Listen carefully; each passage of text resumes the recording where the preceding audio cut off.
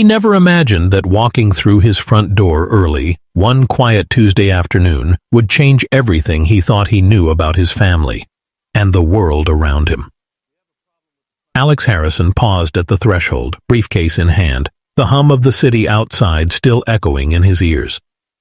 The Harrison estate, a sprawling modern home in an upscale suburban neighborhood, was usually quiet at this hour. But today, he heard something different.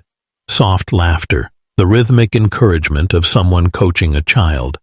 Curiosity propelled him down the marble hallway, past the minimalist decor that screamed wealth, past the polished frames of awards and recognitions, until he reached the sunlit living room. There, kneeling on a plush rug, was Lena Carter. She was guiding 4-year-old Matt, Alex's son, through careful steps, holding his small hands with patience and precision. Lena's movements were gentle but firm, her voice calm yet confident, each word of encouragement filled with sincerity. She wasn't just helping Matt move, she was instilling courage, hope, and independence. Alex froze, astonished. He had seen Lena dozens of times before, but never like this. She wasn't just the housemaid who cleaned, cooked, or answered to schedules. She was a force, a presence that radiated care, experience, and something deeper he couldn't yet name. Matt stumbled, then steadied, his face lighting up with a grin. "Again, Lena!" he cheered. At that moment, Alex's wife, Gabby, appeared behind him, holding a cup of tea, her eyes soft but wary. She knew the value Lena brought to their family, but Alex, always the driven businessman, often overlooked these quieter human details. Today, though, something shifted. In the corners of the room, Alex glimpsed shadows of societal judgment. Subtle micro-expressions from neighbors' glances through the bay windows, the faint whispers of an invisible hierarchy. That dictated who belonged and who didn't. Alex's mind raced. Lena's presence, Matt's progress, the calm command she wielded, it all collided with the world he knew, a world built on wealth, status, and silent boundaries. And yet, in that very instant, he recognized a truth that money had never taught him. Real strength, real courage, and real love often emerged from places society underestimated, overlooked, or even dismissed entirely. He stepped closer, the weight of his own assumptions pressing on him. And as Lena looked up, her eyes meeting his, Alex felt a quiet, unspoken challenge to see clearly, to recognize value where it had always been hiding in plain sight, and to confront the subtle prejudices that had unconsciously guided his life until now. He never realized how quickly admiration could turn into discomfort until the whispers began and the walls seemed to close in. The next morning, Alex returned to the office, but his mind was still tangled in yesterday's revelation. Lena's presence in the living room guiding Matt lingered in every thought. At first, he dismissed it as a passing moment, a rare glimpse of compassion he had overlooked. But then came the subtle reminders, comments from neighbors, casual remarks from friends, even the tone of his staff at the office. They didn't speak openly about Lena, not in harsh words, but in 1,000 tiny cuts. "She's very involved with your son. Are you sure you should let her do that? You know how people talk." Each phrase, each glance carried unspoken boundaries, social hierarchies, and assumptions about race and class. Alex felt a strange mix of shame and defensiveness. He knew these whispers were rooted in something deeper, something his wealth and privilege had shielded him from, but hearing them now, it stung. Back at home, Lena's day began early. She prepared meals, cleaned, organized, and most importantly, worked with Matt on his therapy exercises. Her own past, a childhood spent supporting a brother with mobility challenges, gave her a quiet authority that Alex was only beginning to understand. Yet even in the calm of their household, tension bubbled beneath the surface. When a neighbor's child visited, their mother's quick judging glance at Lena sparked a flash of anger in Alex, but he bit back, unsure how to navigate the intersection of gratitude, authority, and the prejudices he had always ignored.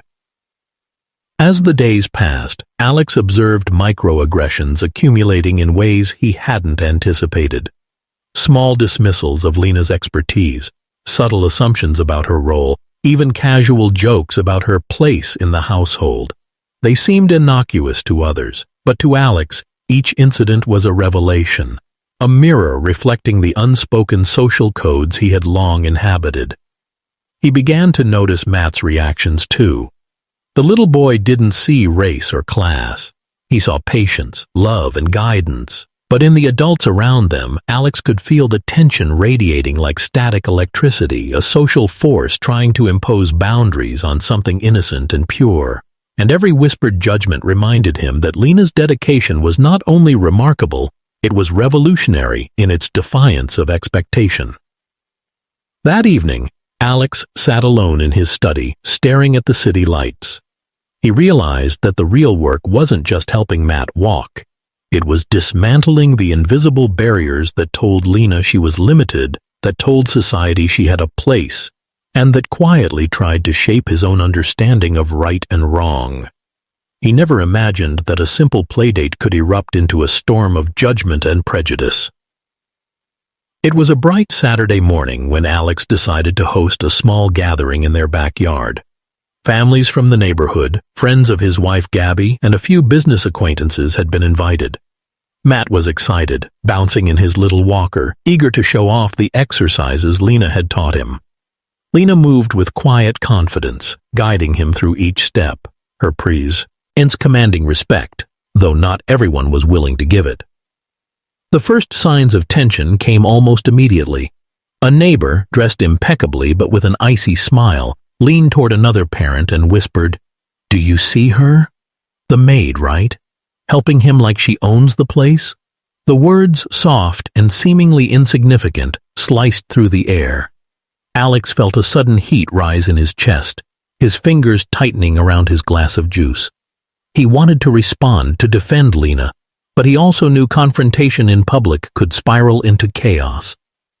Lena noticed it too, but she didn't falter. She smiled at Matt, kept her voice steady, and continued the exercises. Yet, every subtle scoff, every sideways glance, every unspoken doubt cast on her abilities gnawed at the atmosphere. Alex watched as microaggressions multiplied like shadows, another neighbor joking about her background, a friend raising an eyebrow at her competence, even subtle comments about the family allowing a black woman so much influence in their household. Matt's laughter, pure and unfiltered, became a small island of warmth amid the cold scrutiny. But Alex couldn't ignore the undercurrent of bias. It was everywhere, unspoken yet unmistakable. He felt a growing knot of anger and guilt. For years he had built his life on control, on appearances, on the idea that wealth could shield him from discomfort. But here, right in his backyard, he faced a reality money could never touch. The persistent, invisible barriers society placed on someone like Lena. A confrontation finally came in a whisper-turned question from one of Gabby's friends. "Are you sure she's qualified to do this with Matt? I mean, really?" The casual tone made it sting all the more. Alex's jaw tightened. Lena glanced at him briefly, her eyes calm yet imploring. She didn't need him to answer. Her work spoke for itself. But the weight of the Halcyon hung in the air, unrelenting, a challenge to everything Alex had taken for granted about trust, expertise, and the assumptions woven into social hierarchies. By the end of the morning, the playdate was over, but Alex felt unsettled. He realized that these were not isolated incidents. They were the tip of a much larger, persistent iceberg of prejudice, quietly shaping perceptions, subtly dictating behavior, and challenging the courage required to truly see someone for who they were. He never thought a simple trip to the community center could make him feel powerless, angry, and ashamed, all at once. A week later, Alex took Matt and Lena to the local pediatric therapy session that the center offered for families. He expected a routine visit, something safe, structured, and familiar. Instead, he walked into a room buzzing with subtle tension. Parents whispered as Lena guided Matt through exercises. Their glances weren't cruel, but they carried doubt, suspicion, and an unspoken hierarchy that Alex had never confronted so directly before. One mother approached, her voice syrupy, her smile tight. "It's wonderful that you're helping Matt, but is it really safe for a housekeeper to handle his therapy?" Alex felt his chest tighten. Lena's jaw remained firm, her gaze steady, and she answered politely, "I've trained extensively with children with mobility challenges. My brother's experiences inspired me to pursue this path." But even as she spoke, he noticed the subtle smirk on the mother's face, the judgment lingering in the air like smoke. Matt, blissfully unaware, followed Lena's instructions, his small legs straining but steadying, each step a triumph of courage and resilience. Alex watched his son, the pride swelling alongside a growing frustration. How could the world so easily discount Lena's skill, her dedication, her humanity, because of a single factor she had no control over, her race? The microaggressions multiplied. Another parent made a joking comment about Lena's position in the household. A therapist who should have been neutral subtly questioned her methods. Alex's anger simmered beneath the surface, mixed with a creeping guilt. How had he allowed his assumptions and the social norms around him to go unexamined for so long? Why had he not recognized Lena's extraordinary abilities earlier, or acknowledged the subtle prejudices operating quietly in his own community? By the end of the session, Matt had made progress that would have taken months without Lena's guidance. But Alex noticed the toll on her. Lena's shoulders, usually so strong and poised, bore the invisible weight of constant scrutiny. Her compassion, patience, and skill remained unwavering, yet he could see the effort required to navigate not just physical therapy, but the social barriers that sought to minimize her worth. Driving home, Alex reflected silently on the world he inhabited, the one where wealth, power, and status were supposed shields against discomfort, yet here they offered no protection from bias. And he realized something vital. Lena's strength wasn't just in her skill with Matt, but in her ability to endure, to rise, and to transform adversity into purpose. In that moment, Alex understood that his role wasn't merely to observe or support. It was to confront, challenge, and change the very systems that imposed limits on people like Lena. He never expected a simple parent-teacher meeting to explode into a confrontation that would shake his family to its core. It was late afternoon when Alex received a call from Matt's school requesting an urgent meeting. He arrived to find Lena standing beside him, her posture composed, but her eyes sharp and wary. The principal greeted them with a practiced smile that didn't reach her eyes, and as they sat, the atmosphere thickened with tension. Comments that had previously been subtle, raised eyebrows, quiet doubts, microaggressions, now arrived in full force, wrapped in bureaucratic language. "They've noticed Lena spending a lot of time with Matt," the principal began, her tone polite but icy. "While her involvement is commendable, we must consider boundaries and professional qualifications." Alex's blood ran hot.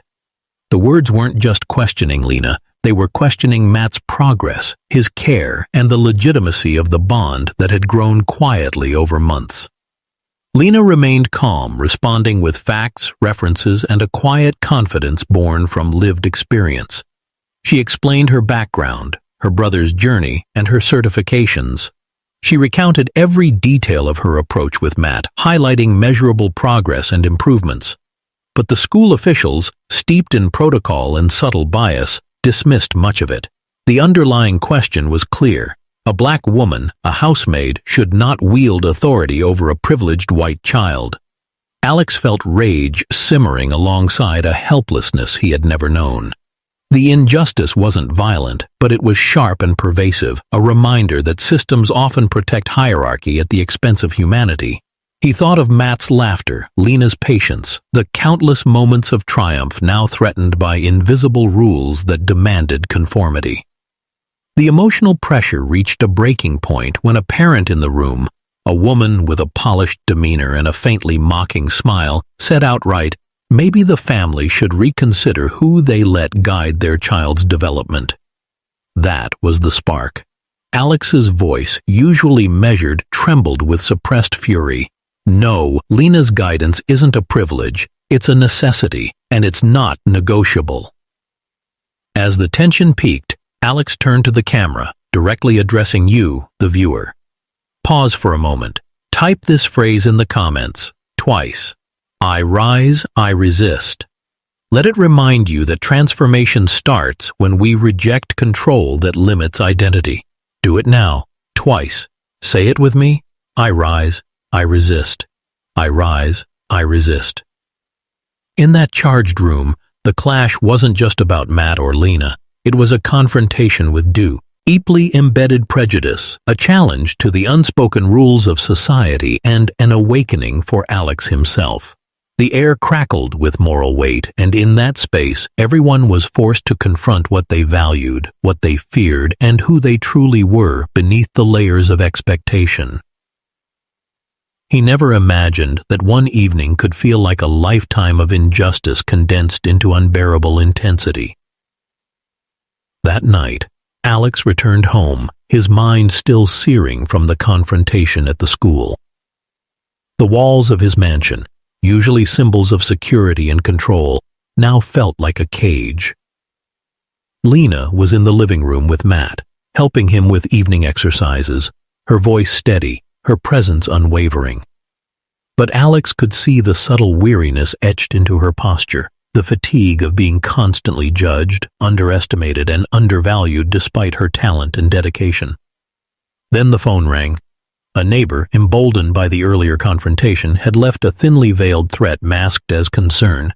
I hope you're not letting her overstep her role. People talk, Alex. They always talk. The words hit him like a punch. Alex realized that Lena, despite her brilliance and compassion, faced battles daily that he had never even imagined, barriers built not on ability but on race and class. The emotional weight bore down, threatening to crush the household. Matt, sensing the tension, hesitated in his exercises, his small face scrunching in confusion. Lena knelt beside him, whispering encouragements, yet even her soothing words couldn't fully shield him from the invisible storm raging around them. Alex's chest ached. He had wealth, influence, power. But in that moment, he felt powerless against the societal forces arrayed against someone as extraordinary as Lena. As the evening unfolded, a neighbor confronted Alex in person. Their tone was polite but razor sharp. You know, some people just don't fit where they shouldn't. Maybe you should rethink the roles you allow in your home. Every word was a reminder of a system designed to control, categorize, and suppress potential based on heritage and circumstance. Alex's rage flared, tempered only by the quiet insistence of Lena's composure. Then something shifted. Lena placed a gentle hand on Matt's shoulder and looked at Alex with quiet resolve. We can't control them, she said, but we can control what we build here. Our home, our family, our love. That clarity struck Alex like lightning.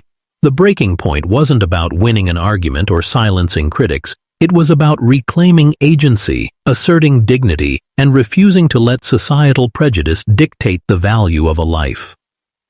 In that charged, almost cinematic moment, Alex understood fully. True transformation required courage, presence, and unwavering support for those society underestimated. Lena had been living it all along, and now it was his turn to rise alongside her, to defend not just Matt's growth, but the principle that worth, talent, and humanity could never be constrained by bias. He never imagined that the quiet power of presence could reshape not just a home, but an entire community. In the weeks that followed the confrontation, Alex's household transformed. The tension that had hung like a storm cloud began to lift, replaced by a renewed sense of purpose. Alex spent more time at home, observing, listening, and learning from Lena. He watched as she guided Matt through exercises, celebrated his small victories, and patiently navigated the frustrations of progress. Her approach was meticulous, compassionate, and infused with personal experience that no amount of formal training could replicate alone. Gabby, too, embraced the shift. She supported Lena's ambitions, helping her enroll in courses to become a certified pediatric therapy assistant. The household became a hub of collaboration where each person's strengths were honored regardless of social hierarchy or preconceived notions. Matt flourished, gaining confidence with every step, his joy contagious. Alex began documenting their progress, not for fame or recognition, but as a testament to what care, respect, and trust could achieve when bias and assumption were set aside. Outside the home, the ripple effects were noticeable. Neighborhood whispers gradually turned into curiosity, then admiration. People began to see Lena not as a housemaid, but as a skilled professional, a compassionate guide, and a trusted member of the family's inner circle. Alex realized that true leadership wasn't about wealth or status, it was about fostering inclusion, challenging social assumptions, and nurturing potential wherever it emerged.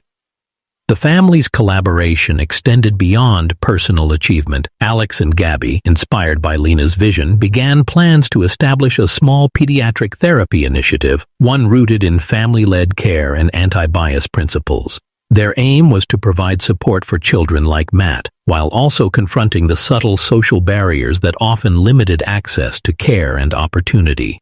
Lena's expertise and lived experience became the cornerstone of this initiative, giving her the recognition and platform she had long deserved.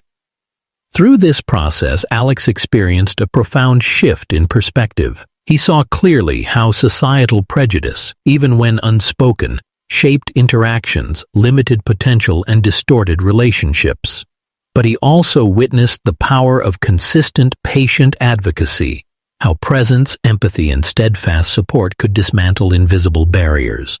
The transformation wasn't instantaneous and challenges remained, but the trajectory of the household and their broader community had fundamentally changed. He never expected that one act of recognition could ignite a movement of change far beyond his own home. Months passed, and the Harrison household had become a beacon of collaboration, growth, and inclusion. Matt, once dependent on crutches, was now taking confident, independent steps, his laughter echoing through the home like a celebration of triumph. Lena, now a certified pediatric therapy assistant, worked tirelessly, not just with Matt, but with other children in the community, bringing her knowledge, compassion, and lived experience to families who had often been overlooked or underestimated. The ripple effects of their efforts reached beyond the walls of the mansion. Families in the neighborhood, once skeptical or dismissive, began to engage, ask questions, and learn. The school that had doubted Lena's methods invited her to lead workshops on inclusive therapy practices. Alex and Gabby, standing alongside Lena, realized that their initial private journey of recognition and justice had grown into a public mission, creating spaces where children's potential was nurtured, families were empowered, and bias was actively challenged. Even the community's perception of Lena shifted dramatically. The same neighbors who had once whispered doubts now approached her with respect and curiosity. They asked about her training, her experiences, and her vision for the future. Lena's quiet perseverance had broken down barriers not through confrontation alone, but through competence, dedication, and the undeniable evidence of Matt's progress. Alex reflected on the journey, recognizing the profound lesson in human resilience and allyship. Wealth and privilege had given him resources, but it was empathy, courage, and the willingness to confront uncomfortable truths that produced transformation. Lena's presence had not only changed Matt's life, it had reshaped an entire family's values, challenged entrenched prejudices, and created a model for inclusive leadership. By the end of this chapter, the Harrison family, alongside Lena, had laid the groundwork for the Beacon of Hope Pediatric Therapy Clinic. It wasn't just a facility. It was a movement, a statement, and a living example of what happens when humanity and recognition triumph over bias. Their combined efforts reminded the community and themselves that real change begins with seeing, valuing, and investing in potential, no matter the societal labels imposed. Alex sat on the porch that evening watching Matt run across the lawn, his laughter mingling with the warm breeze. Lena, standing nearby, observed quietly, her expression calm but filled with pride. The house, once a place defined by wealth and appearances, had become a sanctuary of growth, trust, and purpose. Alex understood now that true power wasn't in money, titles, or control. It was in presence, advocacy, and the courage to confront uncomfortable truths about bias, privilege, and societal expectation. Reflecting on the journey, Alex realized that every microaggression, every whispered doubt, and every challenge had been an invitation to awaken, to see the humanity in those society had underestimated, to recognize potential where it was ignored, and to act with integrity and courage. Lena's quiet strength had revealed what true leadership looked like: compassion married to competence, persistence tempered by humility, and advocacy rooted in love. This story wasn't just about a family or a household. It was about every person who has been underestimated, every child whose potential has been limited by prejudice, and every individual with the power to act as an ally. The Beacon of Hope Pediatric Therapy Clinic was more than a building. It was a living testament to what happens when society's invisible barriers are challenged and human potential is nurtured without restriction. Alex turned his attention to the viewer, his voice steady but heartfelt. Look around. How often do we ignore the extraordinary people in our lives because of labels, assumptions, or silent hierarchies? Today, I challenge you to see differently, to act boldly, and to recognize the value in those who may be overlooked. Share your stories, lift others up, advocate, resist the quiet forces that limit potential.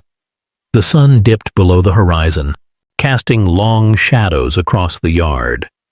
Matt's steps were steady, Lena's guidance unwavering, and Alex's perspective forever changed. In that simple, profound truth lay the message. Transformation begins not with confrontation alone, but with seeing, believing, and standing alongside those who have always had the strength to rise. Remember, Alex concluded, the world changes when we choose to rise, resist, and recognize the power of presence.